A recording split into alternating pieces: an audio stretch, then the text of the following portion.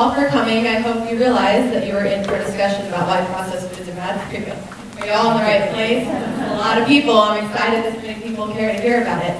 Doesn't it just seem that everywhere you look, people are sick, people are tired, people are overweight, or they're in some sort of pain? It just seems like everything's on the wrong track and we're headed nowhere. And it just seems more and more everywhere you look, people are being diagnosed with really serious conditions and mysterious conditions that nobody can figure out. And just by a show of hands, how many of you happen to know someone personally who's going through something right now, whether it's ongoing headaches, arthritic pain, digestive distress, anything that no one's been able to quite figure out and resolve for them? And by resolve, I don't mean pills to get you through the day. I mean make it go away. Figure out what caused it and get rid of it. Well, until about 5 years ago, that's what I was experiencing. And so I'm trying to get the word out. I want to share a little bit with you about my personal return to health story and how my chronic illness led me to my life's passion. As I'm talking today, I want you to keep in mind that while I'm going to mention particular symptoms that I went through, you could substitute any number of conditions for the things I'm going to mention and get the same outcome and the same results. Also, the solution that ended up working for me is not necessarily the solution that will help everyone, but I want to open your minds to just looking outside the box. And that while surgery and doctors and medicines are great and have their place, there are other things that we can look into and research and kind of take control of our own health. So a little bit about my story. Back in 2002, I was 25 years old. I was just finishing up grad school and raring to go with my professional life when I got sick, really sick. I thought I had the flu at first. I was really tired, my whole body ached, I had a sore throat, and I was really weak. I felt like I had weights tied to my arms. It was all I could do, even just to hold my head up sometimes because the pain and the weakness was so bad. This went on for several days, and the sicker I got, I realized, this is sicker than I've ever been. So I finally went to the doctor, hoping they could figure me out, give me some medicine, and send me on my way, like usually it happened throughout my life. And I kind of took that process for granted, that whenever something went wrong, I went to the doctor and I was on my way. Well, they couldn't really figure out what was wrong with me, so they just gave me some antibiotics just in case. Well, I ran through that round, still wasn't any better. Went back to the doctor. Another round of antibiotics. Still couldn't find anything wrong with me. They're testing me for strep. By now they're testing me for mono because it's been about a month and I haven't gotten any better. Everything was negative. Eventually they sent me to an ENT because I had such pain. They thought maybe it was swollen glands and something going on. I was so excited to get to a specialist thinking this will figure it out. Nothing. Couldn't find anything. In fact, he said my glands weren't even swollen, which I couldn't believe because that's right where I had so much incredible pain. So I ended up on a third round of antibiotics, which again still didn't do me any good. And much of this time, I was laid up in bed. I was just really, really sick.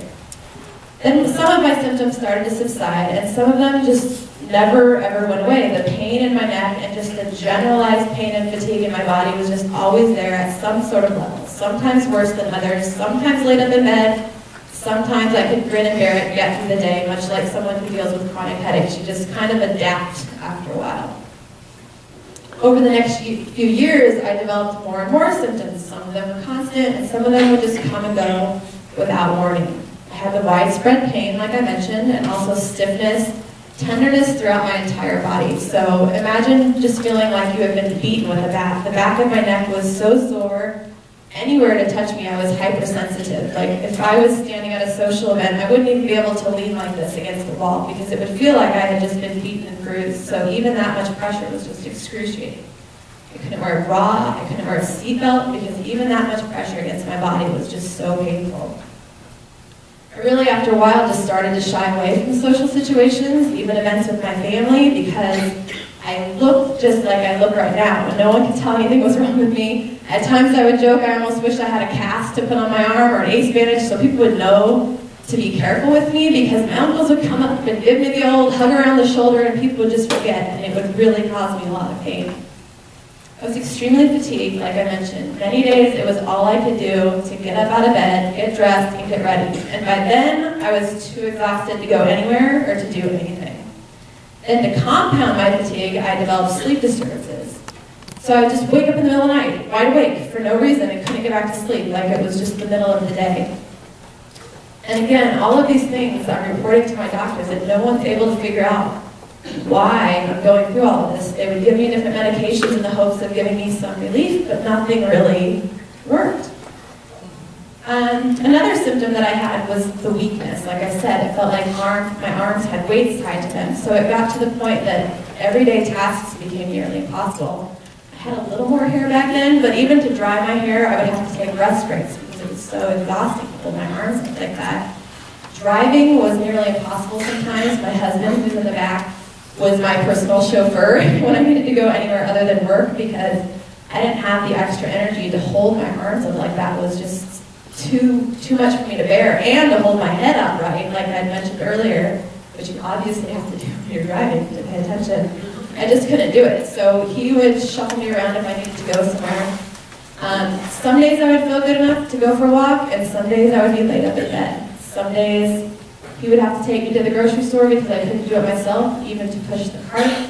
I would just long to use one of those motorized carts, actually, that you see people using at the grocery store. But since my symptoms were so invisible and no one knew what was wrong with me, I didn't really feel justified, and I felt like other people needed that cart worse than I did. But really, I'm not sure they did.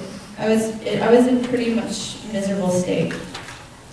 I would also get this ripping pain in my chest. If you've ever had a shin splint, anyone here, where it feels like your muscles just ripping away from your bone, I would have that in my chest. It felt like my ribs were tearing away from my sternum. And they would diagnose me with like costochondritis or something and give me anti-inflammatories and pain meds, but it just never really helped. And it would just come and go absolutely without reason, so it seemed. I also had a brief stint with irritable bowel syndrome, is what they diagnosed it as, but diarrhea, loose stools, abdominal pain. It felt like someone was jabbing a pole through my navel.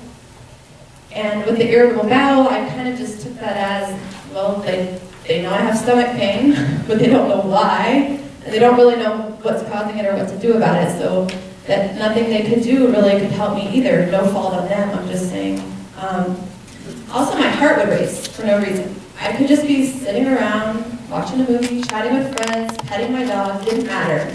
And my heart would start pounding like I was seeing if there was a burglar downstairs. I could feel my pulse pounding throughout my body, and again, for no reason. The doctor said, well, maybe you have anxiety problems. And I thought, I know I don't have anxiety. I'm not thinking about anything. My body is just doing this to me. It's making me feel anxious because I'm afraid about that heart attack, but I don't have anxiety. But eventually I caved and took their anxiety medications. They said if nothing else, they might help me sleep better. I would have shooting pains throughout my body and tingling and numbness sensations, especially in my neck and my upper arms, which that eventually landed me in the neurologist's office. And I thought I was excited about the ENT earlier. I was super excited to go to the neurologist because to me that was like, if you get to a neurologist's office, they are going to figure you out. Not that all doctors aren't smart, but for whatever reason in my mind, a neurologist meant you are like super, super smart. And they did the most thorough exam you ever experienced in your life. You're in that office for about an hour doing all these different motions. They're doing all of this blood work.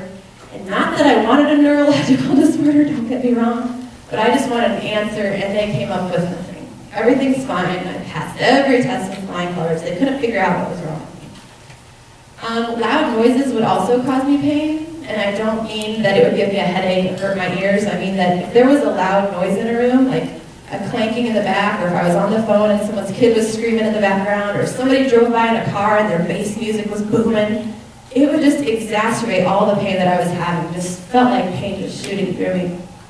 A couple last things, and I'm just mentioning all of these things to you in case you run across someone, or maybe some of this resonates with you, but I had burning sensations. It just felt like I was on fire, and again, this is especially in my neck and down my upper arms. But probably the worst symptom that I had, and it's kind of hard to explain, it was a pain in my chest, and it, for lack of a better way to explain it, felt like someone was taking a razor blade and just scraping the inside of my lungs. And this was the symptom that really just robbed me of my personality and really just devastated me, because I'm a bubbly, happy, socially type of person, and it was all I could do some days to even talk if I was having that pain, because it was affecting my lung area, even to just take a deep breath. So now I'm like stressed out, I have anxiety because I think I'm having a heart attack, And now I can't even take deep, relaxing breaths because that makes me feel even more like I'm gonna die. So it kind of became a gauge for us in our house. I like to sing to music in my car. God, I hope you never ever have to hear me, but that became the gauge of whether I had had a good day or not. Because I would realize on my way home from work, and I'd run inside telling my husband, I was singing in the car on the way home, and we would just rejoice that I'd had a little bit of relief. So that was, you know, a good time. On a bad day, we would implement what we called a no-talk day in our house, which meant Christy's not going to be doing any talking today, so if you need to talk to her, you need to come and find where she's at with a notepad, and if you have a question to ask, give her a pen so she can write down the answer. It was that bad. Just the breathing and the extra effort that it took to talk when I was having that lung pain, it was that severe. If the phone rang, my husband would have to answer and, like, you know, read whatever I was writing down and tell that to my mom or whoever else was calling. So life had really become a struggle. Day-to-day tasks were just impossible some days. On good days, I felt like I was 90 years old, and on bad days, I felt like I should be in the hospital.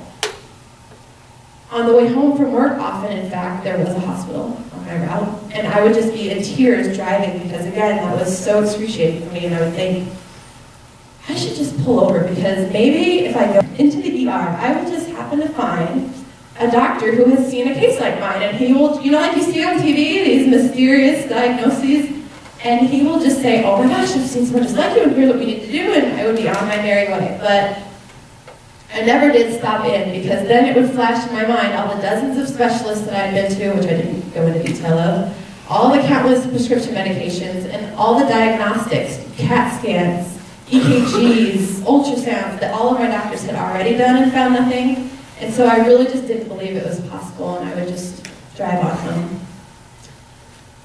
A year after my symptoms started, I ended up in the rheumatologist's office. That's what the neurologist had kind of recommended, that maybe I had some kind of muscular skeletal thing going on. So I ended up in the rheumatologist's office, and they reviewed my symptom history and did what they call a tender points examination to kind of see how hypersensitive I was to pain in different areas, and they diagnosed me with fibromyalgia. If you're not familiar, fibromyalgia is a syndrome, which means it's a complex of symptoms, so a group of symptoms, that tend to co-occur together, but for which they don't have any single identifiable cause. The primary symptoms are chronic widespread pain, check, extreme fatigue, check, and sleep disturbances, which I had also had. And then again, you have to kind of pass this tender points examination showing that you have so many areas on you that are more sensitive than the average person. That's kind of the short one. There's also a whole list of co-occurring symptoms that go along with fibromyalgia that certain people experience, and they may come and go, happen at different times. Irritable bowel is one of them, the sensitivity to sound, like I mentioned, sensitivity to light. I don't remember them all, but they would fill up an entire sheet of paper. So, to me, again, just like with the IBS, I didn't really take that diagnosis to be all that meaningful, because again, it meant they don't know what's wrong with me or why it's happening. There was also nothing that they could do for me, and there was no cure. So, the symptoms just kept going on, and I just kept dealing with them, and every once in a while a new one would emerge, and I would go back to a different doctor or a different specialist, and they would find nothing further wrong with me, and I would just fall back on the fibromyalgia diagnosis and try to keep dealing with it the best that I could.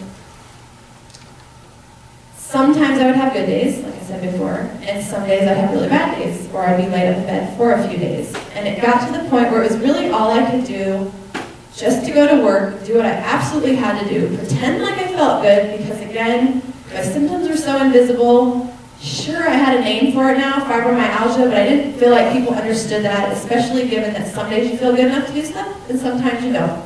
So it's easy when you're suffering with that type of chronic illness to feel like others are going to think that you're a faker, or that you're using it to your own advantage. And I just didn't want to deal with all of that. So I really didn't tell anyone. I just plugged through the pain the best I could, and then I would come home from work, lay in bed, recover for the night or the weekend, and get up and do it all over again. So that was for a couple of years, but eventually I got to the point where I just couldn't do it anymore. So I quit my job. Luckily, I have the best, most supportive husband in the world. And I went back to, at the time I was running an after-school program, and I was managing 17 part-time staff, and it was pretty stressful and way more than full-time. So I went back to nannying part-time Monday, Wednesday, Fridays. I could wear comfortable clothing, I could wear things that would disguise the fact that I wasn't wearing a bra, I could wear tennis shoes instead of high heels and suits, and I could just be more comfortable. I could have every other day off so that I could recover, and gosh, maybe have enough energy to do some optional things as well, other than just laying in bed getting ready for work the next day. And things got a little better. My syndrome developed more into the waxing and waning of symptoms. I would have more good days with flare-ups kind of trickled in along the way. Every day I was in some sort of pain or fatigue, but again, you just kind of adapt to it, like those of you who might be living with headaches, that kind of thing. It also kind of got to be an extra part-time job at this point, just Googling and researching. And I had been diagnosed with fibromyalgia, but you've got friends and you've got family, and they all want you to feel better. And they're looking up things, and they're sending you ideas, and so I'm following and chasing every single lead that anybody would send me about what might be wrong or what I could do about it, and I'm looking up stuff myself. And it got to be so exhausting that eventually the only answer that I had been given, the fibromyalgia, just started to look better and better. So I started to just embrace that and refer to myself as having fibromyalgia, and just accepting that diagnosis. It was an easy way to explain to other people what was wrong with me, and that something was legitimately wrong with me. Not that anyone questioned it, but that was just me in my own mind feeling comforted, knowing I had a word to say. A doctor told me I have this, and I'm justified if I can't do X, Y, and Z. So, also along that time, I kind of decided to stop taking the medicines that they had been trying to help me with. I'm not advising other people to go off their medications, I'm just explaining what happened to me. These were not medications that were life-saving or keeping me alive or anything like that. They were pain medicines, or some of them were anti-seizure medications, which they would give you because that sometimes seemed to give people relief that had fibromyalgia. So it was just kind of a mishmash of things, that nothing that had been developed specifically for this fibromyalgia. But I went off the medications because none of them were really giving me that much relief anyways. I was also put on several at a time on several different instances, and I thought, even if I feel better, how am I going to know which one of these things is making me feel better? So I started to think maybe I'm taking some of these for nothing, for all I knew. But what I did know is that my mind did not seem like it was working right anymore. When I was still employed at my full-time job, I would draft emails, and I'm pretty good, like editing and things like that. I went through grad school, I know grammar and all of that. And I would reread it before I'd send it, full of errors. Fix those, read it again just to be sure, full of other errors that I'd never found. Even in day-to-day life when I'm talking, I'd say, oh, can you go put that on the I couldn't think of common words like table. My brain was not working right, so I thought, please let this be something to do with these medicines and not whatever is wrong with me. And luckily, it must have been the medicines, because that all went away, as far as I know. Hopefully I'm doing okay here. So.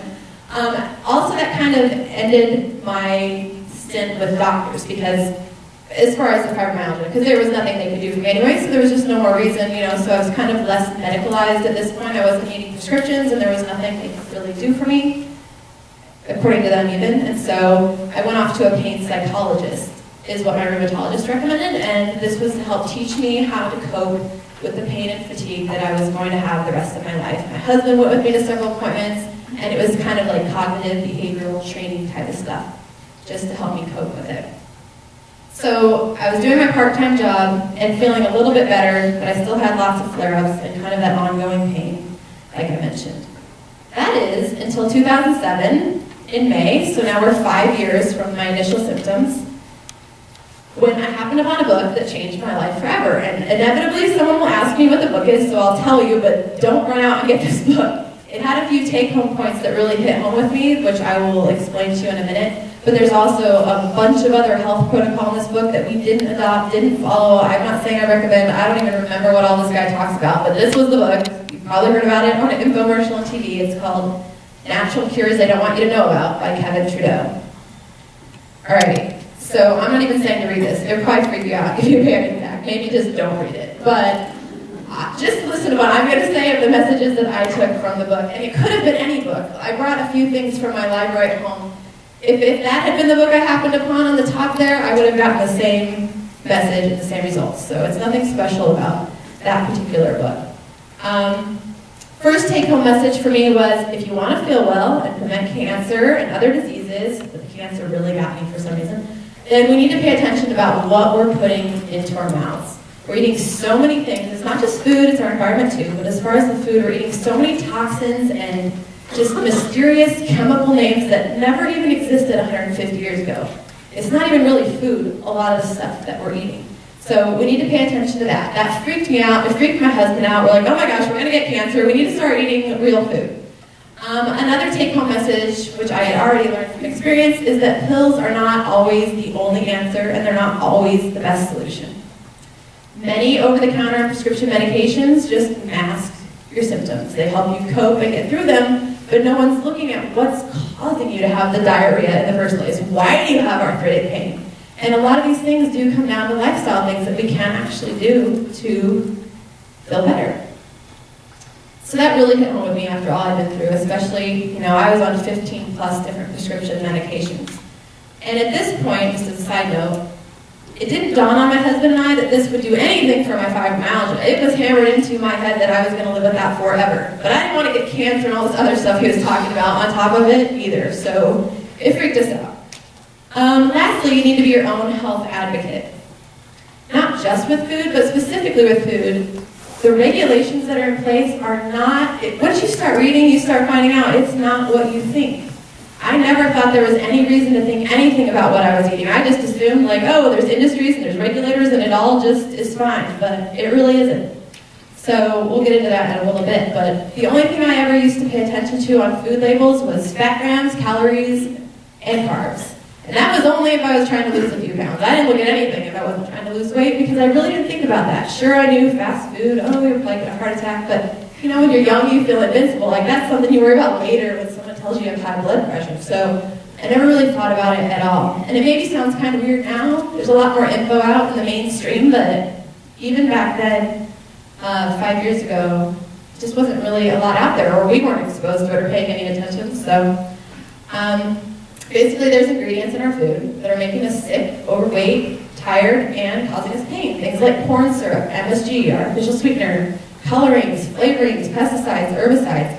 And I'm not trying to freak you out or be a doomsdayer because there's a lot you can do about it, and I'm not saying you need to do what we did, which was freak out and purge our kitchen, but just the closer you can come to eating real foods as opposed to all the processed stuff that you don't know what it is, the better off you're going to be. Sorry if I start talking fast and I'm getting freaked about time here. Anyway, so the book was a huge wake-up call, and we were on vacation when we happened upon this book. We returned from vacation late on a Sunday night, and we're like, what are we going to eat? Because we were standard American junk food junkies. We lived on frozen meals, cheap frozen burritos, potato chips. We had like the assortment of Little Debbie cakes in the cabinet. We had a junk drawer in our kitchen, and we don't even have kids, if that's anything. Star Crunch, oh yeah. So, unless again, we were trying to lose weight, then we were like the calorie-conscious crash dieters. We'd go into Walmart and filling up the cart with lean cuisines, Slim Fast bars, Diet Pop, and sugar-free gum. That is what we were living on. So, we didn't have anything in our kitchen that we were willing to eat anymore. This book freaked us out. It could have been any book, but I'm just saying. So, we had 2 apples in the fridge. He took one, and I took one to work the next day for lunch. Everything else in our kitchen, over time, we sold at garage sales, we gave away, we donated.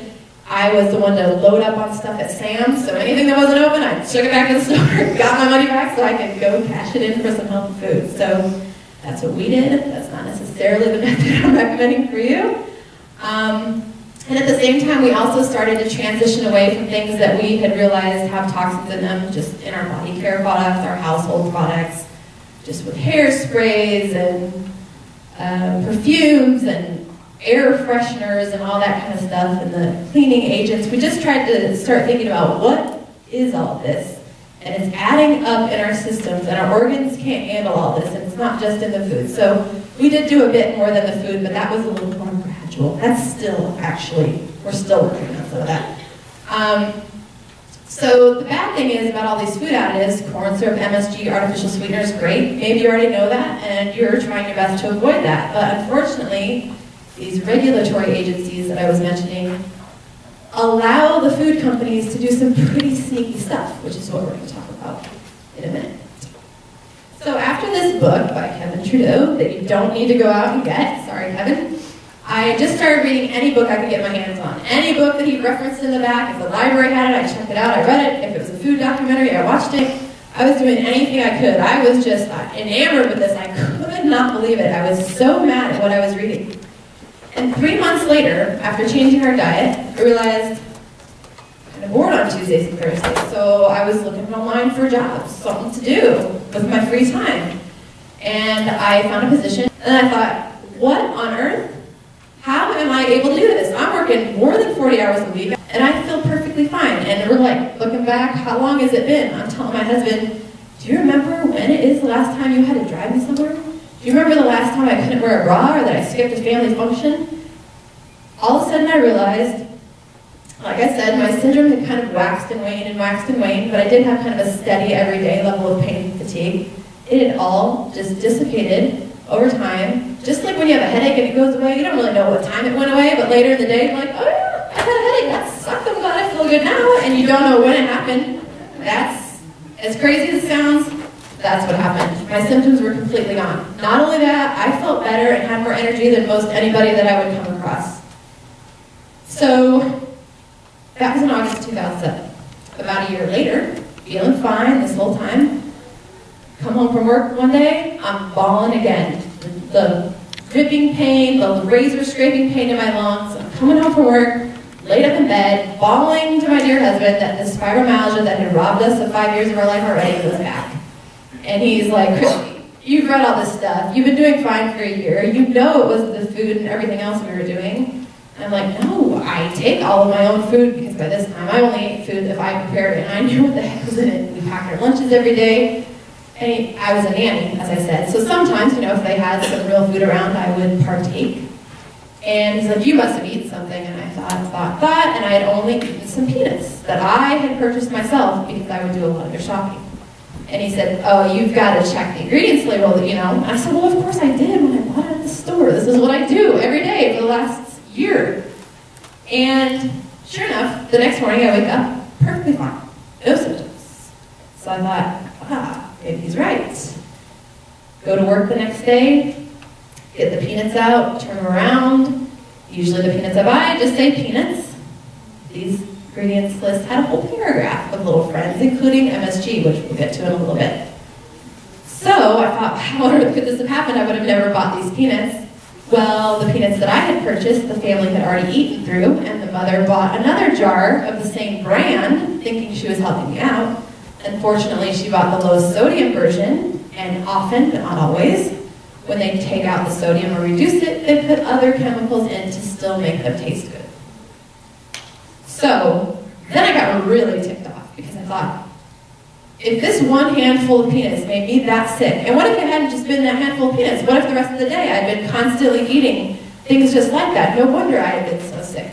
So I kind of started on a crusade to inform other people about all these sneaky tactics that the food industry is getting away with. And also, you know, in the coming years, I've developed a lot of recipes and things, and want to kind of provide a shortcut and resources for people so you don't have to reinvent the whole wheel like I did, because I didn't know anyone who cared about food. And it really just made me mad that other people might be suffering needlessly just like I was. And if it happens to be the food that's doing that to them, what an easy fix, with health benefits and no risks. So I just want everyone to know that the standard American junk food diet, which until 5 years ago I was living on, is destroying our health. We're bombarded with messages every day, unhealthy messages, and there's fake food everywhere we go. And it's like they've turned healthy eating into such a rocket science. You gotta eat low carb, you gotta eat low fat, you gotta watch your calories. That I feel like it's just distracting us from what really, in my mind, matters the most, is what's in the ingredients. What are you actually eating? And then if you want to worry about fat, calories, and carbs, go ahead. But are you even eating food in the first place? So just by a show of hands, how many of you already realize that processed food's bad for you, but you're kind of at that point where you don't really know what to eat instead, or you don't know how to prepare it, or you don't know how to read the ingredients to make sure you're avoiding those things? Anyone? Like, okay, yeah. Wave them proud. And how many of you are aware of all these things, and you're putting a lot of time, effort, and money in to avoid all this stuff? Maybe you're shopping even at a health food store, spending even more money. So you're aware of all of this, and you're already taking action to avoid some of these things. All right. So regardless of which category you're in here or which one you raised your hand for, the problem is, like I said, no matter how hard you're trying, you still might be being duped. And even worse, if you're dropping tons of money for organic and natural products and still getting the same MSG that you were getting before. So that's what we're going to get to in a second, I promise. And that's what really, really makes me extra mad, because the people who are trying hard and spending money are still possibly not even any better off. So some of the deceptive claims, for one, and these are in no order, and there's many more than these, but one of them is all natural. So you see this a lot now, right? Because the industry has picked up on the fact that everyone wants to eat natural. I mean, really, it's leaving me with no more words to use anymore because they're like obliterating all of them to mean nothing. But the word natural is not a regulated term. So they can put that on the front package of anything. It really doesn't mean much of anything at all. I mean, it has to, I'm not even sure if it has to have, but let's just say it has to have started off as something natural. So it's made from corn. It doesn't mean what they're doing to that corn or what they're adding to that corn is anything that you would ever find in nature. So all natural doesn't mean anything. There can still be MSG, for instance, in there. Another good one is trans fat. Are a lot of you aware of this trans fat thing? You don't want to be eating the trans fat, okay? So you can look on a label, on the nutrition label on the back, and it can say, I'm just making this one up, it can say 0 grams trans fat, which this does happen to say. And it can say no trans fat on front. So anyone know how much trans fat could be in there? 0.5. Yeah. 0.5 grams of trans fat per serving. So let's say we're talking about chips, for instance. How many servings do you eat? 1? Anyone ever done that in their life? Let's serve the bag. Okay, so say you eat 3 servings, to be conservative, that's 1.5 grams. And I don't know, it's been a while since I took a math class, but 0 equals 0, not 0 equals 0.5, 0 equals 1.5, so it's deceiving. What else? Oh, the pictures they put on the front of packaging. Like, say this one, for instance. Strawberries and bananas. So you get your, a little bit toward your daily intake of fruit. There's not any fruit in this, which we can get to in a minute. Or the cute little red barn on the farm on the front of the eggs. You think that chicken was laying eggs in that cute little red barn? No. Alright, so it's the no MSG that really kind of got my goat, because that's what I got hit with and that made me so mad. So I need to explain a little bit more about MSG. They can even say no MSG on the front, and there can be MSG in it. So maybe you've heard of MSG. Anyone heard of MSG? Okay. How many of you are aware of its presence in Chinese food? That's kind of like the big one. You go in and they'll have signs, some of them, no MSG, or you can ask to not have the MSG put in and all that kind of stuff. It's been associated with health problems with Chinese food, the Chinese restaurant syndrome. Anyone heard of that? Where people fall over from a heart attack right after eating Chinese food, sometimes right there in the restaurant, from the MSG. So MSG is added to foods as a flavor enhancer. They want to make the food taste good and addict you to it so you'll buy more. Let's just say, for example, that back in the day with no MSG, if they wanted to make chicken broth, a stock pot this size, let's say, and I'm making this up, 10 chicken carcasses to make flavorful, yummy chicken broth that you would want to eat. Well, now, in this pot over here, if they're going to use MSG, they can maybe use 1 chicken carcass and sprinkle some MSG in there to make it taste more chickeny. MSG doesn't have a particular flavor of its own. It makes other foods' flavors enhanced. Makes your hamburger taste more hamburgery. Makes your chicken more chickeny. Your chocolate more chocolatey. So that's why they use it. It saves them money and conveniently makes you want to eat more and more. Like, you know how you can't eat more? You can't eat just one Dorito. Has anyone ever tried? Look at the ingredients list. Monosodium glutamate. That's what MSG stands for. So that's another important thing to know if you don't. Because these manufacturers catch on. Oh, everyone's looking out for MSG. Monosodium glutamate, no one knows what the heck MSG stands for, so they can put that right in the ingredients and no one thinks a thing about it. What else do I want to say about that? The problem with MSG, monosodium glutamate, is that it's the glutamate that's the problem. Okay? The monosodium part, that's just salt. It's the glutamate that's the problem. The glutamate is in dozens and dozens of ingredients besides MSG. But manufacturers know you're only looking for MSG or monosodium glutamate if you're really onto them. So So they can say, oh, there's no MSG in here. Oh, look, it's 100% natural too. But no MSG added. Then you see on this one, which you don't always see this, they are kind enough to include a little asterisk that says there's a small amount of glutamate in yeast extract, which just happens to be in here along with some other things. So MSG is 78% glutamate. These other ingredients might be not 78%, some of them are pretty high, and some of them, they get lower as you go on down the list, but there's no limit to how many they can put in there. So what if they put one that's 11%, and one that's 60%, and one that's 40%? You're ending up with just the same amount of glutamate as MSG, but no one's looking for that. Does that make sense? Okay, so that's the problem with MSG. It overstimulates your taste buds, which makes it taste good, makes you addicted. It also overstimulates and disrupts your nervous system. So that's the problem. It leads to all sorts of other health problems, like the things that I was experiencing. I have a couple handouts for you when you leave. They weren't sitting out there when you came in, but one is a list of a bunch of the hidden names that I was just discussing with you that have glutamate in them. And just look at that the same as MSG. Anything bad you've ever heard about MSG, think of all those words the same way. It might have less, so maybe if you're not as sensitive as other people, maybe you can have some guar gum, which is one of them.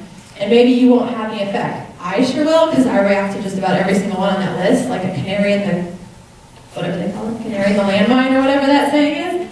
If you want to know if there's MSG in something, just feed a little bit to me. But anyway, so there's a handout for you with the hidden names. Like this, and it's in the back.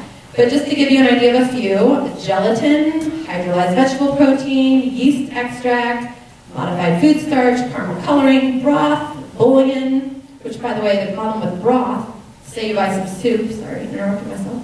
Say you buy some soup, the first ingredient is broth, and then it goes on to the rest of the ingredients. How do you know what's in the broth? They don't have to tell you what's in the broth. You remember the broth I was making up here? Okay. Citric acid, guar gum, like I mentioned, that's in a lot of dairy products. It helps thicken things up. Citric acid, and probably one that's the most common, natural flavors. All right, natural flavors. That's a whole nother story. A natural flavor, sure, it comes from something natural. MSG is actually made by a process they do to natural things, like molasses. They can extract the part out of it that will make MSG. It's very complicated to get into, but we can in the end during the questions. And so it can be natural, but what they're doing to it is so not natural, and it's putting something in our bodies that our bodies are not adapted to. So it causes all sorts of problems. And I'm not just making this up from like some granola eating meeting that I went to or something. There are MDs, like board-certified neurosurgeon Dr. Russell Blaylock. He has a couple books.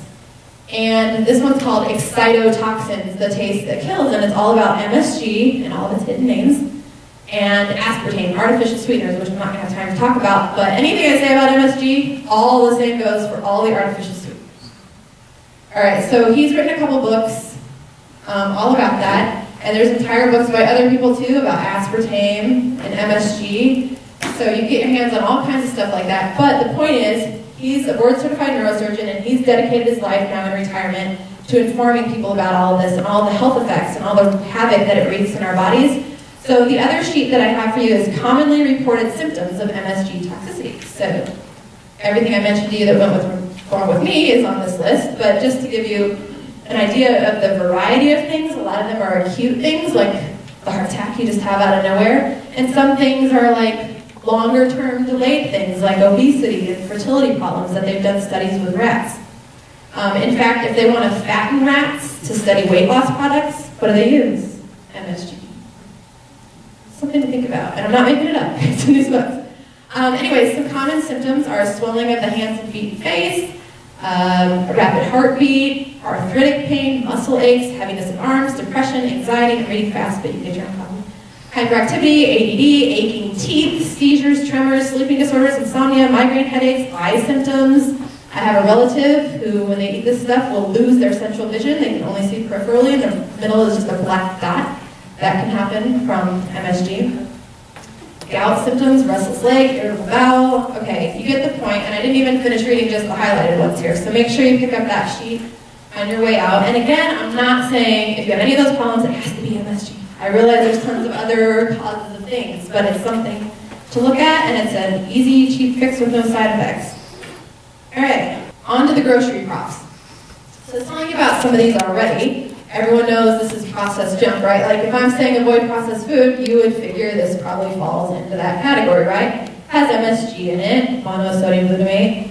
So do things like this. You have to be careful with your seasonings. I grew up on this. I loved this stuff. It wasn't half the stuff my mom made, unbeknownst to her, you know. She's going through all this time, just like many of you are maybe, to make a homemade meatloaf or a homemade roast, and then sprinkling monosodium glutamate on it. So, you know, you could argue you might as well have gone out to a fast food restaurant, as far as MSG goes. Then there's things that you would think are just a single ingredient. So you're avoiding the processed stuff. You're going to make your own dinner. Sour cream. What do you think sour cream should be made of? Anyone? Just yell it out. Sour cream, that's right. That's all that should be in there. Ding, ding, ding. You can have this now. And you will find brands that are just cream, cultured cream that's been soured. This has an entire paragraph. I know you can't see it, but it's got guar gum and carrageenan and other things that will be on that MSG list. And again, it saves the company money. It should be made from cream. Cream is expensive, more expensive than milk. First ingredient here, milk. Then cream, then a bunch of ingredients to gum it up and make it seem thick like sour cream because you're getting ripped off, plus you're getting MSG. Like several of the hidden things for MSG are in here. Modified food starch and the guar gum and the carrageenan. All right, syrup. Where does syrup come from? Trees. Where does this syrup come from? Corn. Yeah, corn. This is just colored, flavored corn syrup. So with syrup, you want to look for pure maple syrup. Only ingredient, maple syrup. Eating salads to be healthy, then you buy your salad dressing at the store. I can tell you I've never seen a single one, even at the natural food store, that don't have at least the xanthan gum or guar gum or something on the hidden MSG list. They're not necessarily doing it to enhance the flavor. Some of those things are used as gumming agents or stabilizers to keep the dressing so it looks all nice and uniformly mixed up in the bottle. Because mine that I make, I have to shake it to make it look like that at home. So, tomato paste. What should be in here? Tomatoes. But what's in here? A whole paragraph.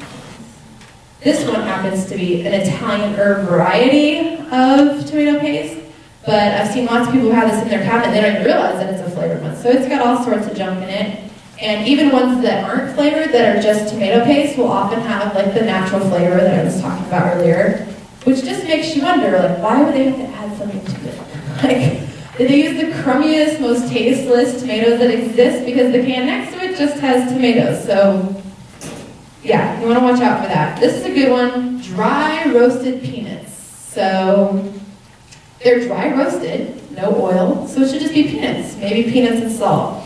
But there's a whole paragraph, again. And you can find peanuts that are just peanuts, or peanuts and salt, but you wouldn't want this one. This one happens to be Planters dry roasted, and it has monosodium glutamate in it. And corn syrup, too. And a few other things. So, same thing with tuna. You want to look for that? It says tuna in water. So you would think tuna and water. Sometimes it's tuna in vegetable oil. But on most every can, whether it's water or oil, there's also other things in there. You just wouldn't necessarily think to even look. So this one has vegetable broth, which it says in parentheses includes soy, but it doesn't tell you what the heck else is in it. And sodium pyrophosphate, whatever that is. But you can find tunas that just have tuna. You just have to watch for it. All right, so I'm talking way too much. Last page, so that's a good sign. There's going to be time for questions. So through the past 5 years, ever since I read my first book, which you shouldn't go yet, I've been reading all this stuff, watching all these documentaries, just experimenting in my kitchen because I was not a cook at all. Like Velveeta and elbow noodles, that was like pretty much all I could do, or throw meatloaf together with this from my mom's recipe. But I did not know how to cook. What I liked to do was go out. Thank you very much. And especially when I was sick, that's all I really could do that was fun to me was go out. Which, this is a side note, but when I was really sick, and I'm sure this is true of other people too, it became a vicious cycle because now I'm really sick, I'm eating stuff that's making me sicker, but I don't realize that. And what's exciting to me is to eat some junk food because it brought a little pleasure to my day. So it was just kind of making me worse and worse. But anyway, so I've compiled all this information that I've been learning and created a business called Grocery Geek where I help people because as hard as some people are trying, they're still ending up with this stuff in their diet. Or they don't know what to make out of what's left that will actually taste good and that their family will eat. So basically, I'm just passionate about everything that I do because it tears my heart out to think that there's other people out there suffering needlessly, just like I was. But I'm not a doctor, I'm not a nutritionist, I'm just a person. I'm just somebody who is so thankful to have my health back and to have regained my health by just doing my own research and following a path that just seemed intuitively right to me at the time. So I want you all to know that everyone deserves to sleep well, to feel great, and have all the energy you need to do everything that you need to do. And I would have never thought 5 years ago that I would even be even able to stand here, let alone talk to you, let alone for an hour and say all these things. So I hope it gives some of you hope for yourselves or for maybe other people that you know, and even if it's not food, just that you think outside of the box if you're not getting the answers that you need and start taking your health in your own hands. It's really important to take an active role in your own health and wellness. And our day-to-day, how we feel, really does depend a lot on what it is we're putting